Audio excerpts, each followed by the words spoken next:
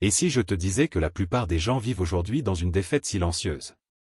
Pas parce qu'ils manquent de talent, mais parce qu'ils manquent de force mentale. Nous scrollons, comparons, nous envions. Et ensuite, nous nous demandons pourquoi nous nous sentons bloqués, faibles ou perdus. Nous poursuivons le confort, mais nous nous sentons épuisés. Nous fuyons la douleur, mais nous souffrons chaque jour.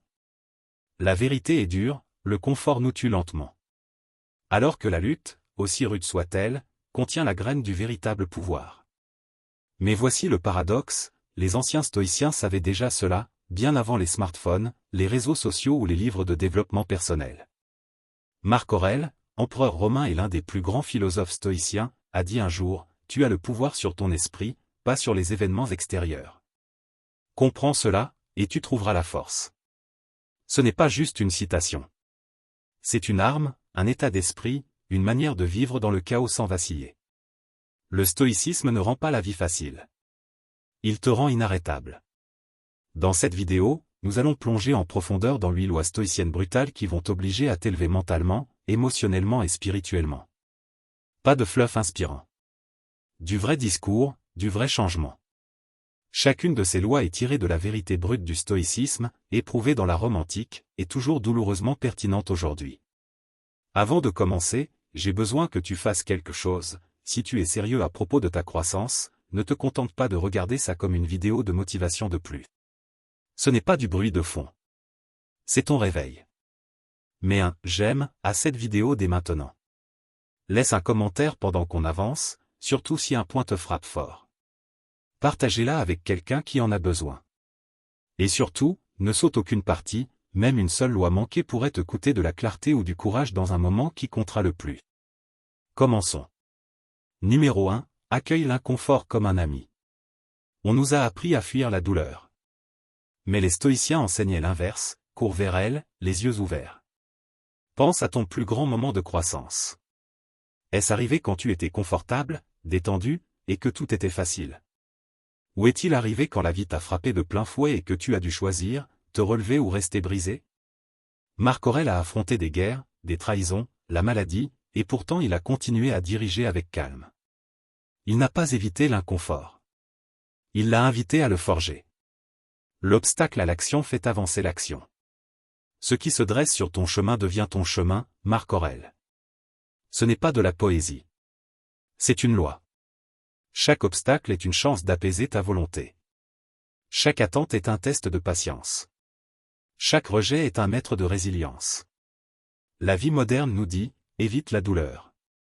Le stoïcisme murmure, entraîne-toi pour elle. Cette douche froide? Un test. Cette conversation est difficile? Un chemin. Cette séance de sport quand tu es épuisé? C'est là que ton caractère se sculpte. Les stoïciens croyaient qu'en choisissant volontairement un inconfort contrôlé, tu te prépares au chaos de la vie. Alors, quand la tempête éclate, tu es déjà construit pour y résister. Sénèque, un autre stoïcien, s'entraînait à dormir à même le sol, à manger des plats simples, à porter de vieux vêtements. Non pas par haine de soi, mais par discipline. Pourquoi? Parce que lorsque la vie t'arrache ton confort, tu n'es pas choqué. Tu es prêt. Et voici la vérité, l'inconfort n'est pas ton ennemi. C'est ton miroir. Il te montre qui tu es vraiment et surtout, qui tu es en train de devenir. Nous évitons une petite douleur aujourd'hui, seulement pour souffrir d'une plus grande douleur demain. Mais si tu plonges dedans, si tu marches à travers ce feu en pleine conscience, quelque chose de fou se produit, tu arrêtes de craindre la douleur. Et c'est là que commence la liberté. À partir de maintenant, considère l'inconfort comme un partenaire d'entraînement. Il peut te laisser des bleus, mais il est en train de te construire. Choisis un petit inconfort aujourd'hui et fais-le. Sans débat. Douche froide. Conversation profonde. T'asseoir avec l'ennui. Rappelle-toi, c'est ainsi que les guerriers sont forgés. Parce que la seule façon de devenir inarrêtable, c'est d'arrêter de fuir. Je veux que tu écrives cette affirmation dans les commentaires, l'inconfort est mon terrain d'entraînement. Numéro 2, arrête d'être possédé par tes émotions. À quelle fréquence laisses-tu tes émotions contrôler ta journée? Quelqu'un dit quelque chose de blessant, et tu exploses. Un plan change, et ton humeur s'effondre. Tu te sens paresseux, alors tu zappes la salle de sport, le travail, la discipline. Ce n'est pas seulement toi. C'est nous tous. Mais voici la vérité brutale, si tu es gouverné par tes émotions, tu es leur esclave. Et les stoïciens croyaient que l'esclavage aux émotions est pire que des chaînes aux poignets. Épictète, ancien esclave devenu maître stoïcien, a dit, toute personne capable de t'irriter devient ton maître. Ils ne peuvent le faire que si tu permets d'être troublé par eux. Réfléchis bien à ça. La personne qui t'a coupé la route en voiture? Tu viens de lui céder ta paix. Cette rupture amoureuse? Tu lui as cédé ton identité. Ce commentaire désagréable en ligne? Tu lui as offert ta joie. Tu vois, le stoïcisme ne te demande pas d'ignorer tes émotions. Il t'enseigne à les observer, les comprendre et à répondre plutôt que réagir. La différence entre un enfant et un stoïcien? L'enfant fait une crise. Le stoïcien, lui, s'assoit dans la tempête et réfléchit. Marc Aurèle, l'homme le plus puissant de son époque, écrivait dans son journal intime devenu Pensée pour moi-même. Si tu es troublé par quelque chose d'externe, ce n'est pas la chose elle-même qui te fait souffrir, mais ton jugement sur elle. Et ce jugement, tu as le pouvoir de le révoquer à tout moment. Voilà le genre de contrôle dont on parle rarement, le pouvoir de ne pas être secoué par ce qui ne mérite pas ton énergie. Et oui, c'est brutal, car ça veut dire que tu ne peux plus blâmer les autres. Tu ne peux plus dire, il m'a mis en colère, ou, elle a gâché ma journée. Tu réalises que c'est toi. La réaction? C'était ton choix. Mais voici la partie libératrice, tu peux choisir à nouveau. Tu n'es pas obligé d'être esclave de tes sentiments. Tu peux ressentir la colère sans agir dans la colère. Tu peux ressentir la peur et quand même avancer. Tu peux ressentir la tristesse sans t'y noyer. Ça, c'est la force émotionnelle. Ça, c'est la liberté stoïcienne. La prochaine fois que tu sens la colère, la peur ou la tristesse monter, mets une pause. N'agis pas, respire. Et demande-toi, est-ce que ce sentiment m'est utile, maintenant? Réponds avec intention. Ce n'est pas un robot. C'est être maître de soi. Quand tu arrêtes d'être possédé par tes émotions, tu deviens clair, calme, puissant. Tu te présentes avec stabilité, et les gens le remarquent. Tu n'es plus bousculé par chaque petite chose. Tu es ancré. Et dans le monde émotionnellement chaotique d'aujourd'hui, ce type de stabilité est rare.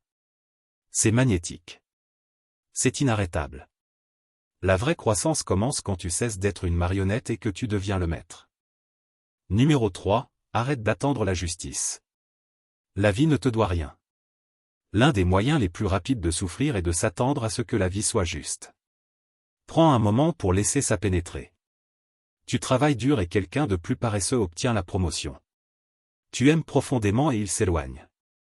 Tu fais ce qui est juste et tu es quand même puni. Et alors vient la colère, ce n'est pas juste.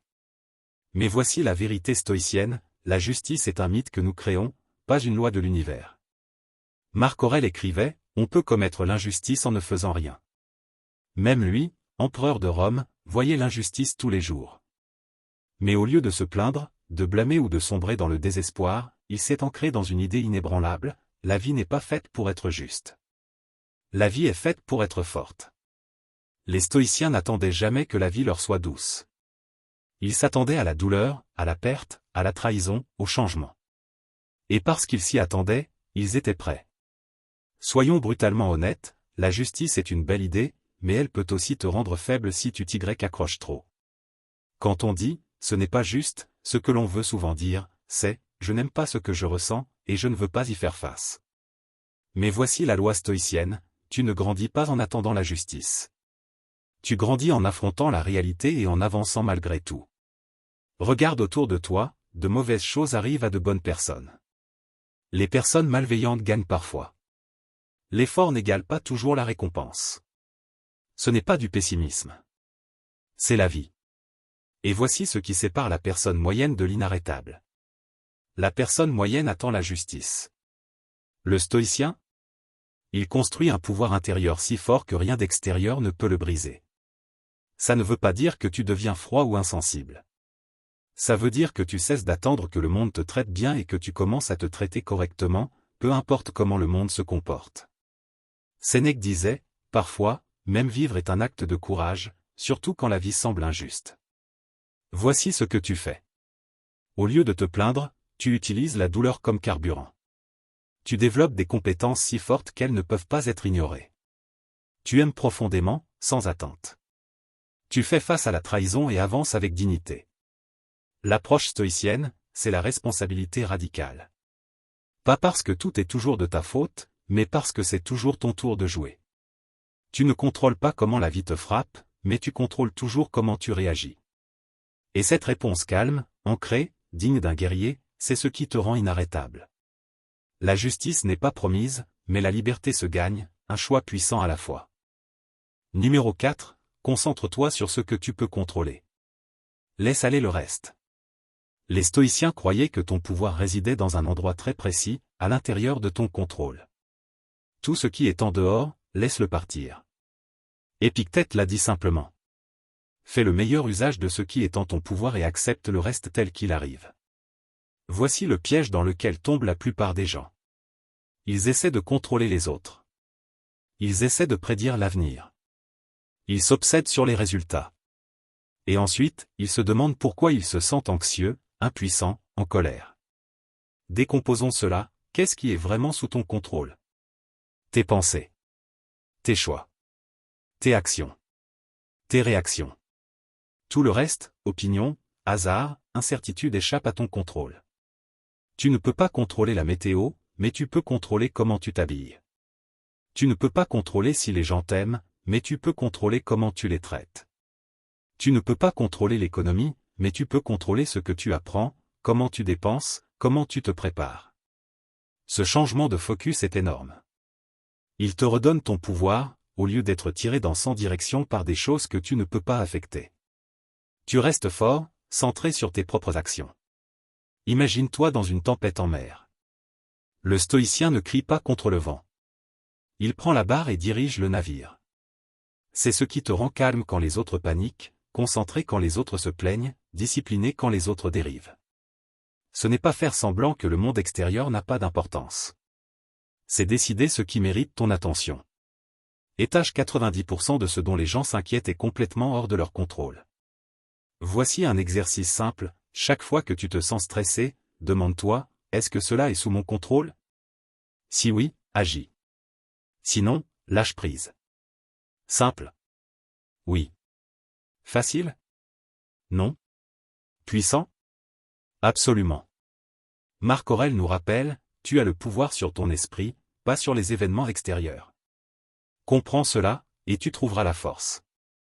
Et quand tu vis selon ce principe, les gens le remarquent. Tu deviens inébranlable. Pas parce que tu contrôles tout, mais parce que tu te contrôles toi-même quoi qu'il arrive. Numéro 5, pratique les difficultés volontaires pour forger une volonté inébranlable. Dans un monde addict au confort, la discipline devient une superpuissance. Les stoïciens n'attendaient pas que la vie les challenge. Ils se défient en premier. Pas pour souffrir, mais pour se renforcer. Pas pour se punir, mais pour se préparer. Sénèque écrivait, réserve certains jours pendant lesquels tu te contenteras du strict minimum, de la nourriture la plus frugale et la plus simple, de vêtements grossiers et rugueux, en te disant, est-ce vraiment la situation que je craignais? C'était une difficulté volontaire, un moment choisi d'inconfort pour forger un esprit qui ne se briserait pas sous pression. Maintenant, réfléchis à ceci, la plupart des gens aujourd'hui fuient l'inconfort à tout prix. Ils ne sautent jamais un repas. Ils ne restent jamais en silence. Ils ne renoncent jamais à la commodité. Mais que se passe-t-il quand la vie devient difficile? Ils craquent. Ils paniquent.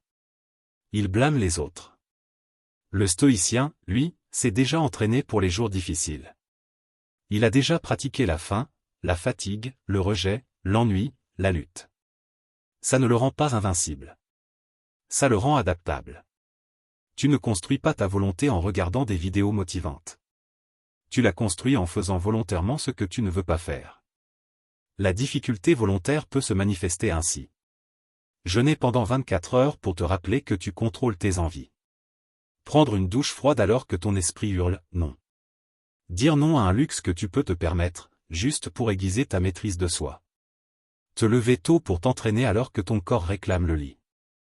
Ces petits choix s'accumulent, et avec le temps, tu deviens dangereusement puissant. Pas parce que tu es cruel envers toi-même, mais parce que tu réalises une vérité, le confort ne te rend pas plus fort. Le défi, oui. Et quand les difficultés arrivent, comme elles le font toujours, tu ne fuis pas. Tu souris, parce que tu as déjà marché dans le feu par choix. Marc Aurèle a régné pendant les épidémies, les guerres et les trahisons. Pourtant, il écrivait avec calme et clarté. Pourquoi? Parce que la difficulté n'était pas un choc pour lui, elle était attendue. Et quand la difficulté est attendue, elle perd son pouvoir de te paralyser. Alors, au lieu de demander « Comment puis-je rendre la vie plus facile ?» demande-toi « Comment puis-je devenir plus fort ?» Pratique la faim. Pratique la solitude. Pratique le froid, la fatigue, le rejet, l'ennui, tout en restant concentré, car un jour la vie te mettra à l'épreuve plus que tu ne crois pouvoir supporter. Et quand ce jour viendra, tu te relèveras. Numéro 6, détache-toi des résultats. Aime le processus. On nous a appris à s'obséder sur les résultats, obtenir le poste, décrocher le contrat, atteindre l'objectif, gagner de l'argent, être admiré. Mais le stoïcisme renverse le scénario.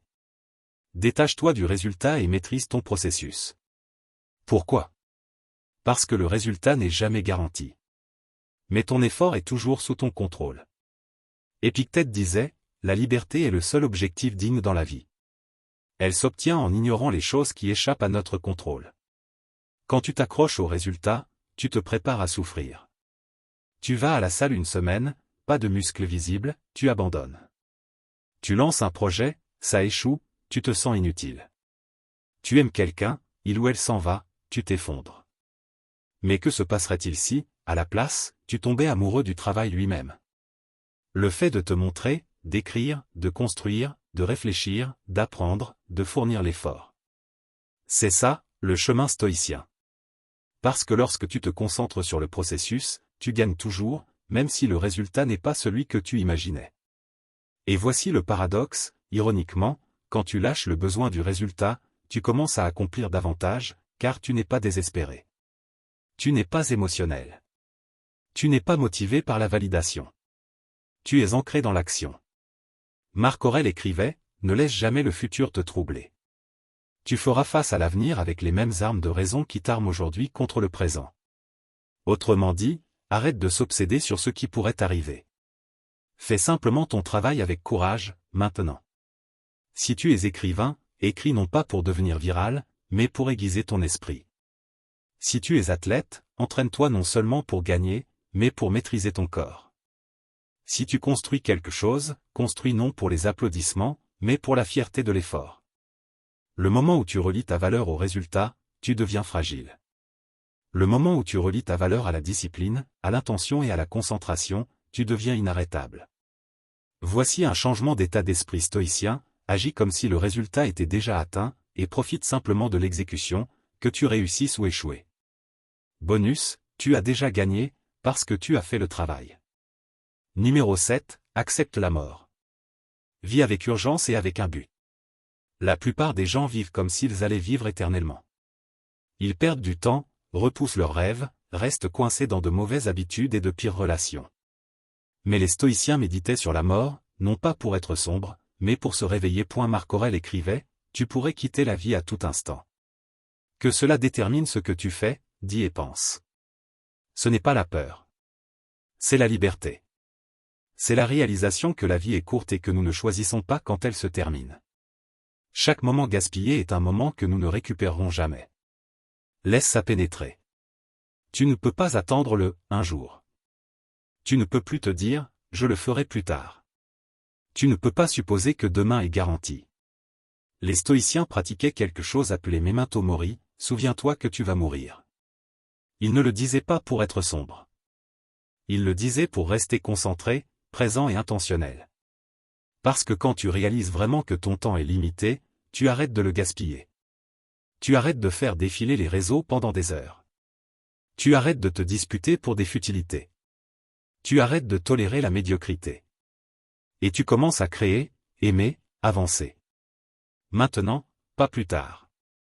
Sénèque disait, ce n'est pas que nous ayons peu de temps pour vivre, mais que nous en perdons beaucoup. Tu ne peux peut-être pas contrôler la durée de ta vie, mais tu peux contrôler à quel point tu vis profondément. Et le mensonge le plus dangereux est, il y a assez de temps. Non, il n'y en a pas. Ce risque que tu évites, ce projet que tu repousses, cette personne que tu as l'intention de pardonner, ce changement que tu dis que tu feras l'an prochain, c'est ton moment. C'est ton temps. Le stoïcien n'ignore pas la mort. Il la regarde droit dans les yeux et dit, « Tu ne me surprendrais pas en train de dormir sur ma vie. » Cette conscience ne te rend pas anxieux. Elle te rend vivant. Parce que la personne qui se rappelle véritablement la mort parle avec vérité. Aime ouvertement. Travaille avec urgence. Lâche l'ego. Cesse de craindre l'échec. Car le véritable échec, c'est une vie gaspillée. Vis comme si tu étais sur un temps emprunté, parce que tu le es. Et quand tu le fais, tu deviens magnétique, concentré, puissant. Tu ne cours pas après des validations faciles. Tu agis avec un but. Les gens le ressentent. Tu le ressens. Numéro 8, sois un guerrier pour la vertu, pas pour l'approbation. Soyons honnêtes, la plupart des gens vivent pour les likes, les compliments, l'attention, les applaudissements. Mais le stoïcien ne bouge pas pour la foule. Le stoïcien bouge pour la vertu. Marc Aurèle disait, « Fais simplement ce qui est juste, le reste n'a pas d'importance. » En d'autres termes, vis avec honneur, même si personne ne le voit. Dis la vérité, même si personne n'applaudit. Tiens ta parole, même si cela te coûte. Entraîne-toi dur, même quand personne ne regarde. C'est ça, la vertu. C'est ce qui forge une âme qui ne peut pas être achetée. Et il ne s'agit pas d'être parfait, mais d'être principe-laide, d'avoir des principes. Voici la partie difficile, faire ce qui est juste est souvent ce qui est le plus difficile. Il est plus facile de mentir. Il est plus facile d'impressionner que d'être authentique. Il est plus facile de chercher l'approbation que de tenir seul. Mais chaque fois que tu choisis ce qui est juste plutôt que ce qui est facile, tu aiguises ton tranchant. Tu deviens quelqu'un que ton futur pourra admirer. Tu construis une identité que personne ne peut te prendre. Sénèque nous rappelle, « Je gouvernerai ma vie et mes pensées comme si le monde entier voyait l'un et lisait l'autre. » C'est ça le pouvoir. C'est une vie qui ne s'effondre pas sous pression, car elle est bâtie sur l'intégrité. Dans un monde d'apparence, le stoïcien est réel. Dans un monde de bruit, le stoïcien est calme. Dans un monde de performance, le stoïcien est authentique. Tu veux devenir inarrêtable? Ne vis pas pour les louanges. Vis pour tes valeurs. Vis d'une manière telle que, même dépouillé de statut, d'argent ou de followers, tu restes droit. Car au moment où tu cesses de dépendre de la foule, tu deviens la personne que les autres suivront de toute façon. Sois le guerrier de ce qui est juste, pas de ce qui est populaire. Et même si tu marches seul, marche comme si c'était le seul chemin qui compte. Si tu es arrivé jusqu'ici, cela signifie qu'une partie profonde de toi est prête à évoluer. À laisser derrière toi les distractions, la faiblesse, le chaos émotionnel, et entrer dans quelque chose de plus grand. Pas la perfection, mais le pouvoir. Pas la domination sur les autres, mais la maîtrise de soi. C'est ça, le chemin stoïcien. Il ne t'offre pas de confort. Il t'offre la clarté. Il t'offre la direction. Il t'offre une vie pleine de sens, même quand le monde autour de toi s'effondre. Marc Aurèle, Sénèque, Épictète. Ils n'écrivent pas pour un monde facile. Ils écrivaient pour survivre aux tempêtes, batailles, trahisons et à la mort avec dignité. Ils nous ont enseigné que la vraie force n'est pas dans les muscles ni dans l'argent. Elle est dans l'homme qui tient sa parole. La femme qui affronte la peur sans fléchir. L'âme qui fait ce qui est juste, surtout quand c'est difficile. Tu n'as pas besoin d'attendre la motivation. Tu n'as pas besoin du moment parfait. Tu as juste besoin de commencer maintenant. Entraîne ton esprit. Prévois la lutte. Détache-toi des résultats. Tiens-toi à tes principes. Vis comme si ton temps comptait. Parce que c'est le cas. Et la plus belle partie, tu n'as pas besoin d'applaudissements. Tu n'as pas besoin de louanges. Tu n'as pas besoin que quelqu'un te comprenne. Parce que lorsque tu suis le chemin stoïcien, tu deviens inébranlable de l'intérieur. Et ce genre de force, c'est rare. C'est réel. Et c'est à toi. Je veux que tu écrives cette affirmation dans les commentaires, je deviens inébranlable jour après jour. Maintenant, si ce message a résonné en toi, si quelque chose en toi s'est allumé, si tu as senti une étincelle de vérité, ne garde pas ça pour toi. Like la vidéo, commente ta loi stoïcienne préférée. Partage-la avec quelqu'un qui est sur son chemin. Et abonne-toi à la chaîne. Nous construisons une communauté de penseurs, de guerriers et de vrais qui veulent plus que du bruit, qui veulent vivre avec un but. Et souviens-toi, ne saute aucune partie de ta vie. Tout est entraînement. Tout est transformation. Continue à te montrer. Continue à choisir la force. Et ne t'arrête pas tant que tu ne deviens pas inébranlable.